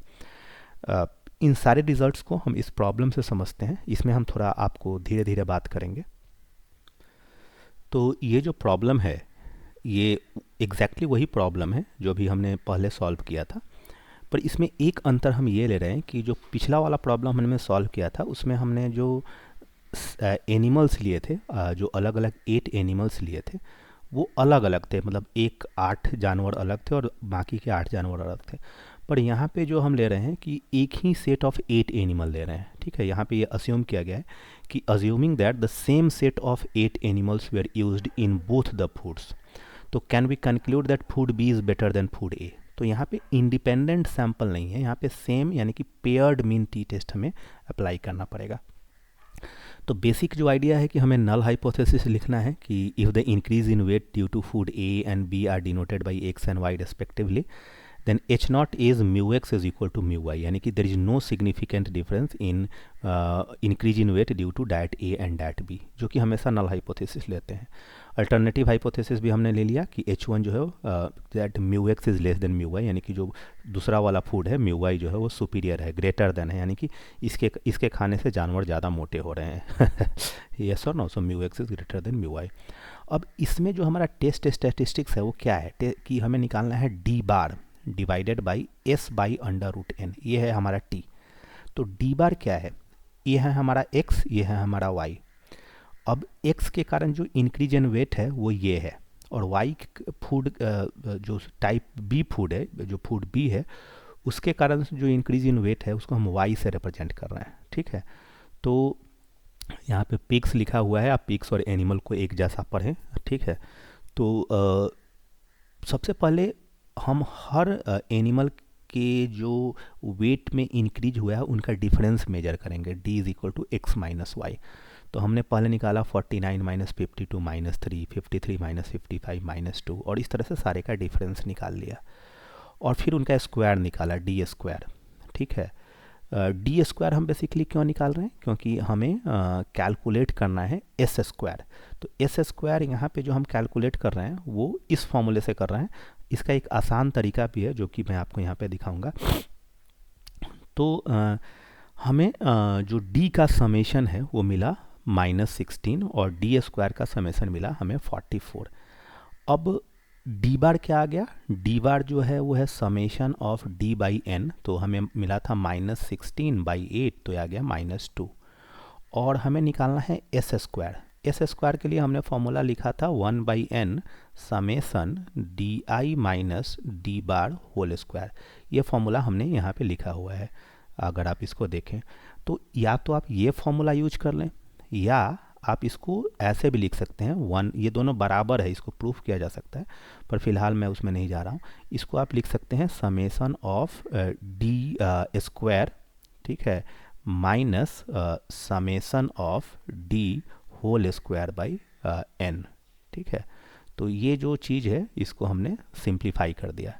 तो आप इसको ज़्यादा कंफ्यूज ना हो तो इसको मैं हटा देता हूँ, सिंपल आपको यहाँ पे लिख देता हूँ ये रिज़ल्ट, ठीक है। तो ये सिंपल ये रिज़ल्ट ये लिख दिया जा रहा है कि एस स्क्वायर आप ऐसे कैलकुलेट कर लें 1/n-1 summation D square minus summation D whole square by N. ठीक है, तो 1/n-1 यानी कि 1/7 समेसन डी स्क्वायर, जो कि हमने ये सारे डिफरेंस का समेशन किया था, वो हमारे पास आ गया है। तो 44 समेसन डी यानी कि minus sorry not minus, it is how much, -16 या सो -16 का स्क्वायर यानी कि 256/n दैट इज़ 8। तो ये हमारे पास आ गया 1.714। तो टी जो है हमारा क्या हो गया, टी जो है उसके लिए हमें निकालना है डी बार। तो इसमें एक्चुअली जब हम टी निकालते हैं उसका हम मॉडुलस वैल्यू ले लेते हैं कंपेयर करने के लिए। तो आप इसको मॉड डी भी ले सकते हैं। So mod D bar divided by √s²/n। ठीक है, मुझे आशा है आप कंफ्यूज नहीं हो रहे हैं, क्योंकि कई बार डिफरेंस आ जा रहा है। यहाँ जैसे यहाँ पे लिखा हुआ है t is equal to D bar by s/√n, तो इसको s²/n भी लिखा जा सकता है। तो जब वहाँ पे लिखा है तो s²/n लिखा है, तो आप इससे कंफ्यूज ना हो।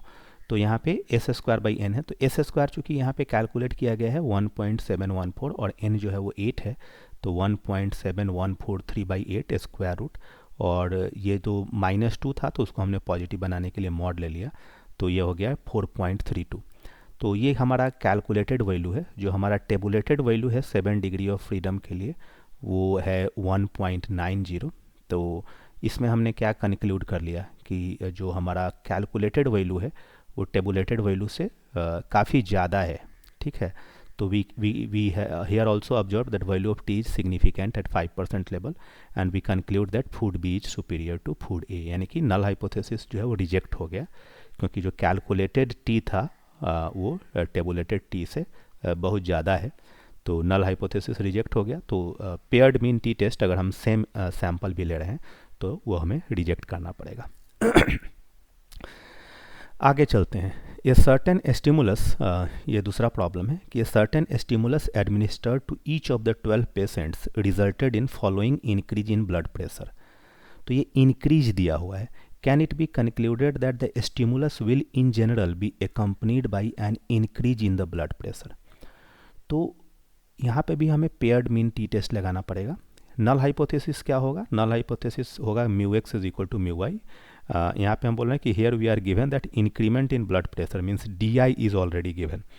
तो null hypothesis I will take that there is no significant difference in the blood pressure reading of the patient before and after the drug.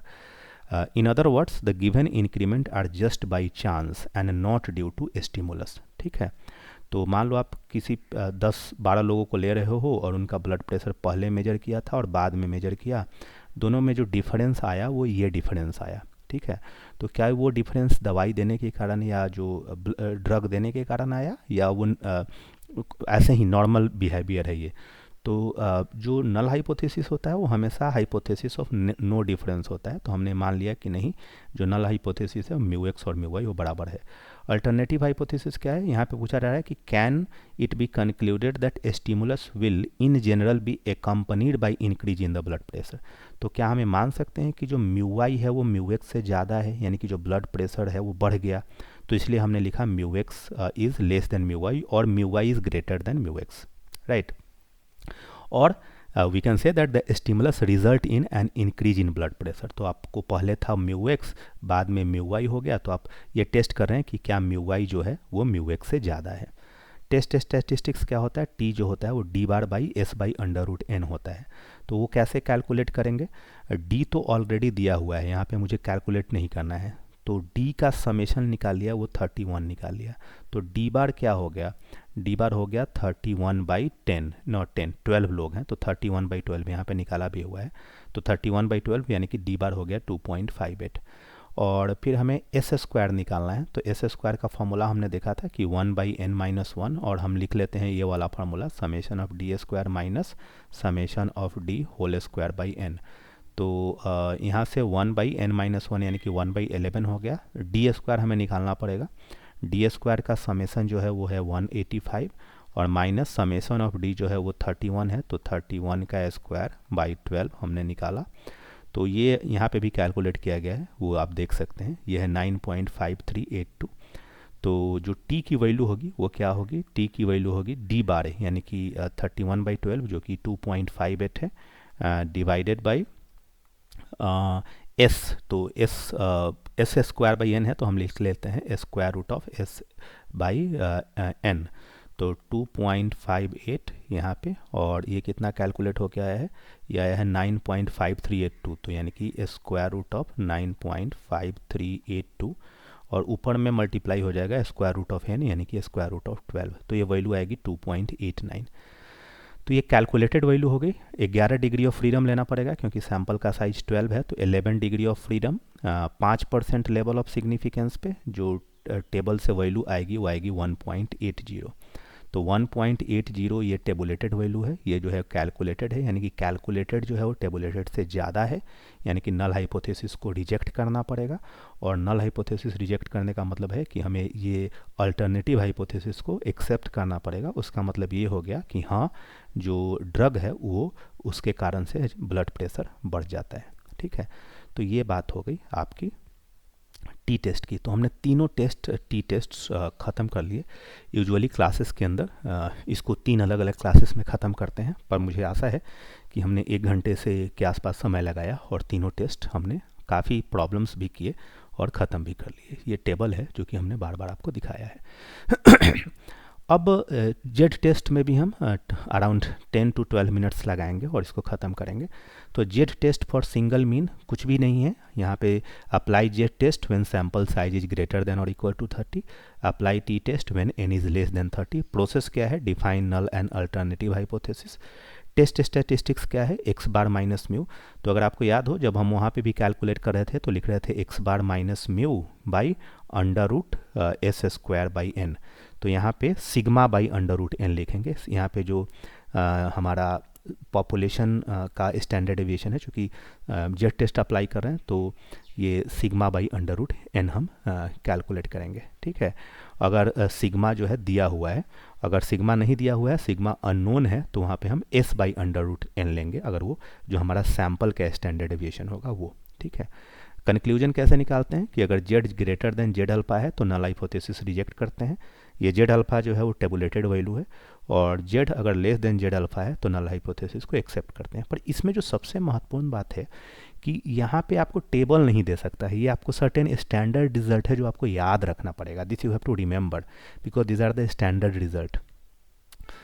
तो 2 टेल के लिए जो 1% लेवल ऑफ सिग्निफिकेंस पे जेड अल्फा की value होती है वो होती है 2.58, 5% पे होती है 1.96, और 10% पे होती है 1.645। यूजुअली 1% और 5% यूज करते हैं, तो आप इसको याद रखिए कि मतलब ये 2.58 होने का मतलब क्या है कि अगर आप जो है 2 टेल की बात करें तो ये -2.58 से लेके 2.58 तक जो हमारी एरिया है वो एक्सेप्टेंस एरिया है, यानी कि 99% एरिया इसके अंदर लाई करेगी।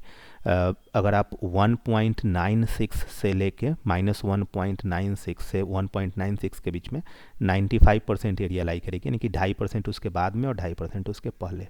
तो ये आपको याद रखना पड़ेगा। राइट टेल के लिए वो वैल्यू 1% पे 2.33 है और 5% पे 1.645 है। यहाँ भी आप देख रहे हैं कि जो राइट सिंगल टेल के लिए अगर हम 5% पे जो देख रहे हैं वो 2 टेल के लिए हम 10% पे देख रहे हैं। तो आपने जो टी टेस्ट में देखा तो वो यहाँ पे भी आप देख सकते हैं। और लेफ्ट के लिए -2.33 और -1.645 एंड -1.28। तो इसको आप ध्यान में रखिए। जो पहला सवाल है कि ये value A sample of 900 members. अब यहाँ पे देखो, यहाँ पे सैम्पल है 900 का, यानी कि 30 से तो बहुत ज़्यादा है। ठीक है, बड़ा बड़ा लार्ज सैंपल है, इसलिए जेड टेस्ट लगाएंगे। बात यहीं पे साफ हो गई, ये लार्ज सैंपल टेस्ट हो गया। उसका एवरेज जो है मीन 3.4 सेंटीमीटर है और स्टैंडर्ड डेविएशन, इनकी स्टैंडर्ड डेविएशन भी दिया गया है। तो यहाँ पे जैसे आप देख रहे थे कि 2 पॉसिबिलिटी थी कि स्टैंडर्ड डेविएशन दिया गया है या नहीं दिया गया है। तो अगर स्टैंडर्ड डेविएशन अननोन है तो ये जो सैंपल का स्टैंडर्ड डेविएशन है वो हम यूज कर लेंगे। तो यहाँ पे सैंपल का स्टैंडर्ड डेविएशन भी दिया गया है। ठीक है, तो क्या क्वेश्चन कि ये sample of 900 members has a mean this 3.4 centimetre and standard deviation 2.61, is the sample from a large population from mean this and standard deviation this. तो जो एवरेज जो सैंपल 900 लोगों का सैंपल है उसका जो मीन है वो है 3.4। आपको टेस्ट करना है कि क्या हम ये कंक्लूड कर सकते हैं कि जो पॉपुलेशन है उसका मीन 3.25 है। तो क्या 3.25 और 3.4 के बीच में बहुत ज़्यादा डिफरेंस है या डिफरेंस सिग्निफिकेंट नहीं है? तो हम क्या करेंगे, नल हाइपोथेसिस लेंगे कि the sample has been drawn from the population with mean mu this and standard deviation this. यानी कि हम यह सिंपल ये भी लिख सकते थे कि म्यू जो है वो है 3.25 सेंटीमीटर। ठीक है, ये हमारा नल हाइपोथेसिस है। क्या नल हाइपोथेसिस है कि हाँ, जो हमने सैंपल 900 मेंबर्स का लिया है वो उस पॉपुलेशन से लिया है जिसका मीन जो है वो 3.25 सेंटीमीटर है।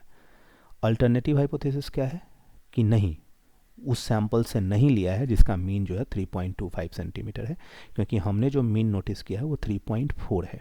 ठीक है, टेस्ट स्टैटिस्टिक्स क्या होगा, जेड जो हमें कैलकुलेट करना है वो X bar minus mu by sigma by under root N. ठीक है, तो X bar minus mu by sigma by under root N हमें इसको कैलकुलेट करना है। ठीक है, तो हम कैसे कैलकुलेट करेंगे जेड की वैल्यू, तो एक्स बार है हमारा क्या है, एक्स बार 3.4 और म्यू जो है वो है 3.25 और यहाँ पे सिग्मा दिया गया है, जो सैंपल का स्टैंडर्ड डेविएशन वो दिया गया है और जो पॉपुलेशन है वो भी मान के चला जा रहा है कि दोनों सेम है, तो हम सिग्मा या एस दोनों ही सेम है तो हम लेते हैं 2.61 and divided by under root 900। ठीक है, एन। तो इसकी जो वैल्यू होगी वो क्या होगी, आप एक बार कैलकुलेट करिए। तो यहाँ पे हमें एक्चुअली ये करना चाहिए था इस रीज़न में, पर हमने चलो यहाँ पे कर देते हैं।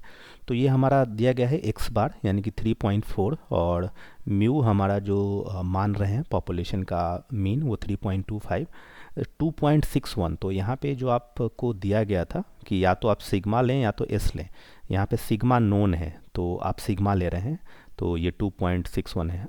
मुझे आशा है कि आपको अभी तक ये चीज़ क्लियर हो चुकी है कि जब हम सैंपल के मीन की बात कर रहे हैं तो एक्स बार लिख रहे हैं, सैंपल के स्टैंडर्ड डेविएशन को एस, पॉपुलेशन के मीन को हम म्यू और पॉपुलेशन के स्टैंडर्ड डेविएशन को सिग्मा लिख रहे हैं। ठीक है, तो ये 2.61 बाई 900, तो इसको अगर आप कैलकुलेट करेंगे तो ये कितना होगा, ये हैगा 0.15 इंटू 30 बाई 2.61। तो ये अगर आप कैलकुलेट करेंगे तो ये कैलकुलेट होकर आपको वैल्यू आएगी 1.73। ठीक है, तो ये जेड की कैलकुलेटेड वैल्यू है और हमें ये नहीं दिया गया है कि किस अल्फ़ा के लिए चेक करना है या लेवल ऑफ सिग्निफिकेंस क्या लेना है, तो हम 5% लेंगे। तो 5% पे आप देख रहे हो कि ये हमारी वैल्यू है 1.96 जो कि हमें याद रखनी है। तो हमारी जो कैलकुलेटेड वैल्यू है, कैलकुलेटेड जेड वैल्यू वो लेस देन है 1.96, यानी कि नल हाइपोथेसिस को हमें एक्सेप्ट करना पड़ेगा, रिजेक्ट हम नहीं कर सकते।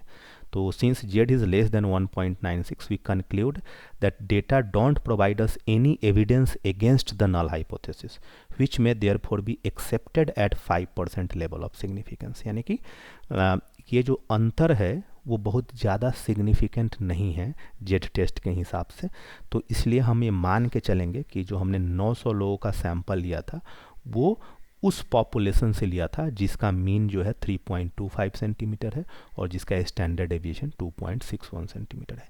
ये सब कुछ exactly T test for single mean के लिए है। एक ही अंतर ये है यहाँ पे कि जब भी हम सैंपल लेंगे तो 30 या उससे ज़्यादा का लेंगे और जो टी टेबल की वैल्यू थी वो हमें दिया हुआ होता था या टेबल में देखते थे, यहाँ पे हमें दिया नहीं होगा। यहाँ पे हमें याद रखना पड़ेगा 1% पे ले हमें 2.58, 5% पे हमें 1.96, for two tail, for single tail हमें 5% पे 1.645 और 1% पे 2.33, ये याद रखना पड़ेगा। जो 95% फिसियोडियल लिमिट या कॉन्फिडेंस लिमिट दोनों सेम ही चीज़ होता है, तो वो अगर हमें कैलकुलेट करना है तो मैंने आपको बताया भी था एक प्रॉब्लम में टी टेस्ट के अंदर भी कि हम उसमें लिखते हैं एक्स बार प्लस माइनस और जो टी की वैल्यू उस टाइम पे ले रहे थे यहाँ पे हम जेड की वैल्यू लेंगे 1.96 और जो हमारा स्टैंडर्ड एरर है यानी कि जो हम sigma by under root N से डिवाइड कर रहे हैं तो यहाँ पे हम sigma by under root N को मल्टीप्लाई करेंगे तो वो 3.40 जो कि हमारा एवरेज का वैल्यू है प्लस माइनस 1.96 इंटू 2.61 बाई 900, तो हमें जो रेंज मिलेगा वो मिलेगा 3.5704 टू 3.2295, ठीक है। तो जो इंटरवल है वो इस इंटरवल में लाई करेगा 3.2295 टू 3.5705। 98% के लिए हमें 2.33 लेना पड़ेगा। 98% का मतलब क्या हो गया कि यहाँ पे आप इसको देखिए 2.33 है, इसलिए ले रहे हैं कि 1% पे जो वैल्यू होगी सिंगल टेल के लिए वो 2 टेल के लिए 2% पे होगी, ठीक है। तो इसलिए 2.33 ले रहे हैं। आप इसको समझ पा रहे हैं या नहीं? यहाँ पे 2% का कोई मेंशन नहीं है, पर इस टेबल से अगर आप देखें कि अगर लेवल ऑफ सिग्निफिकेंस आपका 1% है, जो कि 1 टेल के लिए या राइट टेल के लिए 2.33 है, तो ये अगर हम 2% पे लेंगे तो 2% पे क्या लेंगे, वो 2.33 लेंगे ना। ये जो अगर आप 5% पे 1.645 ले रहे हैं तो ये 10% पे 1.645 ले रहे हैं। तो इसको हमें यहाँ पे 2.33 से मल्टीप्लाई किया सिग्मा बाई √n, तो हमें ये वैल्यू मिली, ठीक है। आप इसको एक बार देखिए, कोई डाउट हो तो पूछिए, ठीक है। कमेंट के सेक्शन के अंदर पूछ सकते हैं। ऑलरेडी काफ़ी लंबा वीडियो हो चुका है, तो हम क्विकली डिफरेंस ऑफ इसके लिए करते हैं, फिर बात वीडियो को ख़त्म करेंगे। It's kind of one short video, तो 5 टेस्ट एक ही वीडियो में कर रहे हैं। तो T test, Z test for difference of mean, तो इसको हम सीधे प्रॉब्लम से ले लेते हैं, ज़्यादा कुछ इसमें कन्फ्यूजन नहीं है। यहाँ पे जो दोनों सैम्पल है वो 30 या 30 से ज़्यादा होगा। टी टेस्ट पर हम डिफरेंस ऑफ मीन देखे थे, तो the mean of two single large samples 1000 2000 members are 67.5 inches and 68.0 inches respectively. Can the sample be regarded as drawn from the same population, standard deviation 2.5 inches? Test at 5% level of significance. Level of significance. तो इसमें कुछ नहीं है, इसमें दिया गया है कि पहला सैंपल का साइज 1000, दूसरे का 2000, पहले सैंपल का एवरेज 67.5, दूसरे सैंपल का एवरेज 68.0 इंच। नल हाइपोथेसिस, हमेशा हाइपोथेसिस ऑफ नो डिफरेंस होता है, तो हम मान के चलेंगे कि जो दोनों सैंपल्स लिए गए हैं वो सेम ही पॉपुलेशन से लिए गए हैं, कि μ1 और μ2 बराबर है, और सिग्मा जो है वो 2.05 इंचेज है। The samples have been drawn from the same population of a standard deviation 2.5 inches. Alternative hypothesis क्या लेंगे कि μ1 इज़ नॉट इक्वल टू μ2, यानी कि ये 2 टेल्ड ले रहे हैं। तो टेस्ट स्टैटिस्टिक्स क्या होगा, अगर आप टी की याद करें, टी वाले को अगर याद करें, मैं आपको एक बार दिखाना चाहता हूँ ताकि आपको सिमिलरिटी का पता चल जाए। टी में देखो, हाँ, ये टी में हम ये वाला फॉर्मूला यूज़ कर रहे थे, x1 bar minus x2 bar by S square 1 by n1 plus n2। Z में भी हम यही फार्मूला यूज़ कर रहे हैं। इसको देखिए आप, कहाँ गया, हाँ देखिए, x1 बार माइनस x2 बार सिग्मा स्क्वायर, वहाँ पे एस स्क्वायर यूज़ कर रहे थे, यहाँ पे सिग्मा स्क्वायर, यानी कि हमें जो पॉपुलेशन का स्टैंडर्ड डेविएशन है उसको यूज़ कर रहे हैं, sigma square 1 by n1 plus 1 by n2, ठीक है। अगर पॉपुलेशन का स्टैंडर्ड डेविएशन नहीं दिया गया है तो हमें कैलकुलेट करना पड़ेगा सैम्पल्स का, जो कि हम अगले प्रॉब्लम में आपको दिखाएंगे भी। तो x1 बार है 67.5, x2 बार है 68, सिग्मा स्क्वायर, सिग्मा है 2.5, तो इसका स्क्वायर रूट हमने बाहर लिख लिया 2.5, और 1 बाई 1000 बाई 1 बाई 2000, इसको कैलकुलेट किया तो -5.1 आया, यानी कि मॉड जेड की वैल्यू आ गई 5.1। और 5.1 जो है वो तो जो हमारी टेबुलेटेड वैल्यू है, अगर हमें टेस्ट करना है, यहाँ पे 5% लेवल ऑफ सिग्निफिकेंस पे अगर आप देखें तो 2 टेल के लिए 1.96 है, और यहाँ पे जो वैल्यू है वो हमें जो मिल रही है वो 5.1 है, जो कि 1.96 से तो बहुत ज़्यादा है। वो बेसिकली 3 से भी बहुत ज़्यादा है। अगर आप जेड डिस्ट्रीब्यूशन को समझते हैं तो आपको ये पता होगा कि नॉर्मल डिस्ट्रीब्यूशन कर्व के अंदर 99% एरिया जो है वो -3 से 3 के बीच में लाई करता है। तो इसकी संभावना, ये बहुत ही ज़्यादा वैल्यू आ रहा है, मतलब ये तो 3 से भी ज़्यादा आ रहा है। तो ये ऑलमोस्ट हम विथ सर्टेनिटी ये बोल सकते हैं कि ये जो नल हाइपोथेसिस है वो रिजेक्ट होगा। तो यहाँ पे कंक्लूजन आप देखिए लिखा गया है कि since Z greater than 3 the value is highly significant and we reject the null hypothesis and conclude that sample are certainly not from the same population with standard deviation 2.5, ठीक है। मतलब ऑलमोस्ट सर्टेनिटी के साथ बोल सकते हैं कि अगर वो मान लो वैल्यू आती सपोज आती 2, जेड की वैल्यू आ जाती, मॉड जेड की वैल्यू आ जाती 2, तो 2 तो 1.96 से ज़्यादा है, यानी कि हम 95% कॉन्फिडेंस के साथ ये बोल सकते हैं कि ये जो है सेम सैम्पल सेम पॉपुलेशन से नहीं लिए गए हैं।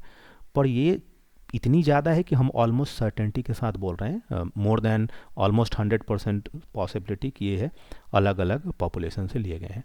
तो that is what it is written here. Okay, अब एक लास्ट सवाल करते हैं और उसके बाद हम इस वीडियो को एंड करेंगे कि in a survey of buying habits 400 women shoppers are chosen at random in a supermarket a located in a certain sector of the city. Their average weekly food expenditure is 250 with a standard deviation of 40, and 400 women shopper are chosen at random in supermarket B in the another section of the city. The average weekly food expenditure is 220 with a standard deviation of 55. Test at 1% level of significance whether the average weekly food expenditure of two population of shoppers are equal. तो what is the information given? ये दिया गया है N1 400 women, पहले का average 250, उनका standard division 40, दूसरा sample 400 women, average 220, standard division 55, यानी कि दोनों सैंपल्स का स्टैंडर्ड डिवीजन दिया गया है। नल हाइपोथेसिस क्या लेंगे कि हाँ दोनों जो है बराबर मात्रा में खर्च करते हैं, औरतें ज़्यादा खर्च करते हैं पुरुषों से, पर यहाँ पे ये बयान जो है हमारा औरत विरोधी नहीं लगना चाहिए, मतलब एक्सपीरियंस के आधार पे बोल रहा हूँ। तो null hypothesis H not is equal to mu one is equal to mu two, यानी कि the average weekly food expenditure of the two population offers are equal. ठीक है। अल्टरनेटिव हाइपोथेसिस क्या है कि इक्वल नहीं है। यहाँ पे ये नहीं पूछ रहा है कि जो पहले वाले सैंपल है उसमें ज़्यादा खर्च कर रहे हैं या दूसरे वाले में ज़्यादा खर्च कर रहे हैं।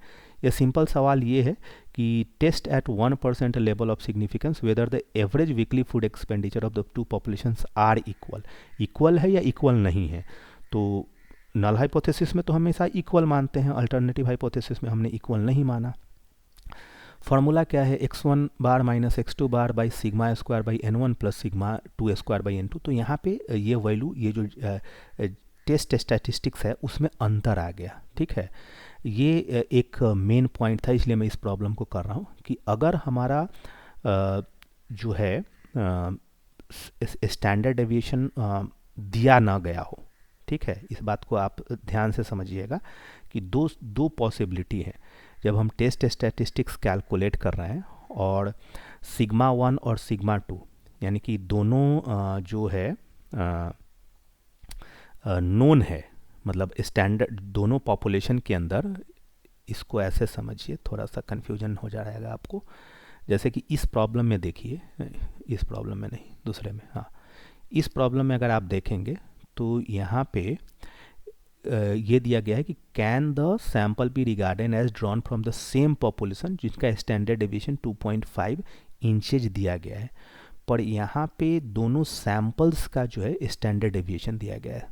ठीक है, तो जब दोनों सैंपल का दिया गया है कि since sigma 1 and sigma 2 the population standard deviation are not known, we can take for large sample sigma 1 square is equal to s1 square and sigma 2 square is equal to s2 square।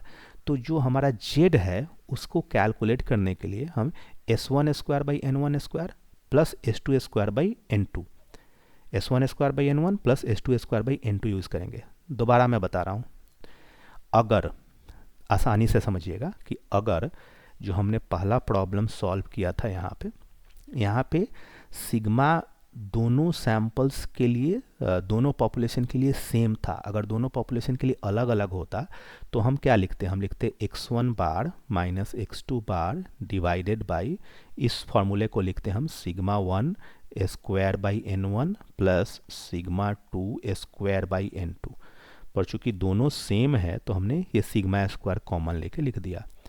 दूसरी possibility क्या हो रही है कि, दूसरी possibility ये हो रही है कि इस केस में पॉपुलेशन का तो स्टैंडर्ड डेविएशन पता ही नहीं है, पर जो हमने 400 वीमेन दोनों सैंपल्स लिए हैं उनका पता है, तो हम उसकी बजाय हम उन सैंपल का ही जो है s1 स्क्वायर ले लेते हैं।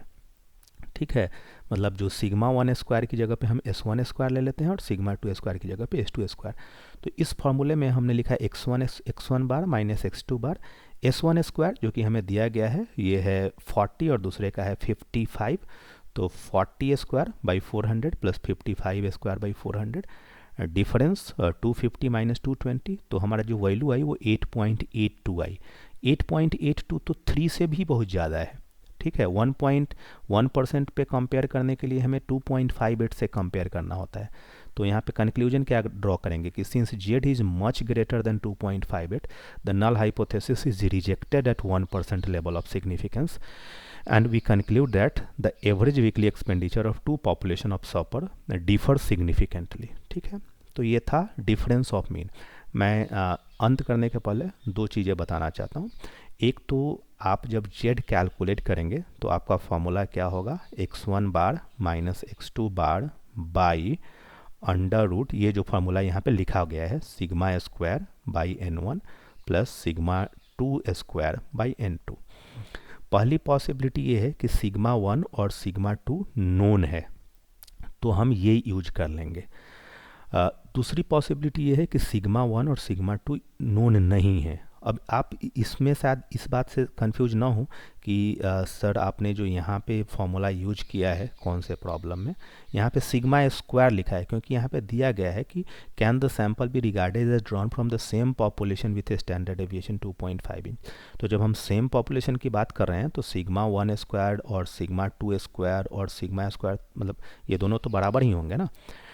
यहाँ पे अलग अलग अगर हम पॉपुलेशन की बात कर रहे हैं तो उस केस में हम sigma 1 square plus sigma 2 square लिखेंगे। दूसरी पॉसिबिलिटी ये है कि अगर हमें पॉपुलेशन का स्टैंडर्ड डेविएशन नहीं दिया गया है और सैम्पल का दिया गया है, तो हम उस केस में सैम्पल स्टैंडर्ड डेविएशन यानी कि S1 square by n1 plus S2 square by n2 को यूज़ कर लेंगे। और फिर वही सेम चीज़ है, कैलकुलेट करके हम उसको कंपेयर करते हैं। किससे कंपेयर करते हैं, जो हमारा टेबुलेटेड वैल्यू है, जो कि हमको यहाँ पे याद रखना है इसमें, ठीक है। तो बहुत बहुत धन्यवाद। ये वीडियो ऑलमोस्ट 1.5 घंटे का होने वाला है।